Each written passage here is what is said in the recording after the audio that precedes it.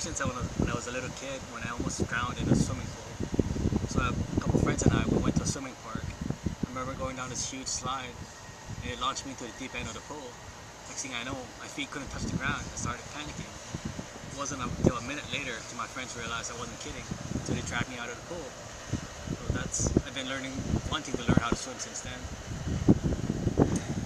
And have you taken swimming lessons before?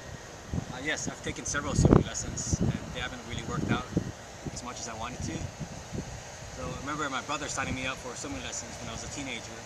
The first day of class day, when I showed up, all the other kids were a lot shorter than I was. They were just 2 feet tall. They were 4 or 5 years old, and I didn't really learn much from the class.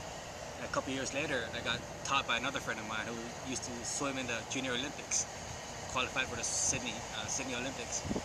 And he pretty much gave up on me after a couple of lessons. He said I couldn't swim, I'm a sinker. And then a couple of years down the road in college, I decided to go to a university class which taught adult swimming lessons for people with fear of water. And I went to that for about 2 semesters. And during the last semester, they pretty much taught us to jump into the deep end of the pool with a rope tied to my swimming trunks. And when I jumped into the deep end of the pool, I pretty much sank near the bottom. And the pool was about 10 meters or so. And I kind of panicked, and I grabbed the rope and I tried to pull myself up, but I was drinking a lot of swimming pool water. And from that point on, I kind of sort of gave up. And then this past couple months, I signed up for another swimming lessons, and those swimming lessons helped me a lot. What was the difference between the swimming lessons you took before and the swimming lessons you just took? I guess the difference between the swimming lessons from before and the swimming lessons now is just the comfort level. It's a big difference in terms of me staying relaxed in the water and just enjoying myself and having fun versus being forced to relax and practice certain strokes. And when it's pretty much impossible to relax if your muscles are tense, just subconsciously. So it helps when I get eased into the comfort level in this current set of swimming classes. So in your past swimming classes, you were probably told to relax.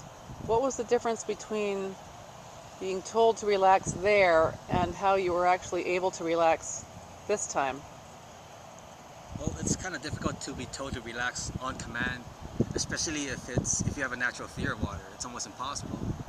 But it's easier to relax if you sort of gain trust in the water, gain yourself some relaxation time, I guess what it's called, some comfort time. So you get familiar with the water over time, slowly and gradually, to the point that you'll trust that the water will keep you afloat and keep you up, instead of trying to think that the water will sink you down. Yes, that was fantastic. So how do you feel now about learning to swim? I feel that's a everyday learning challenge, so I'm still constantly learning. So from this point on, I'm going to try to learn more techniques in terms of swimming and trying to relax more. And most importantly, just to have fun in the water. Yes.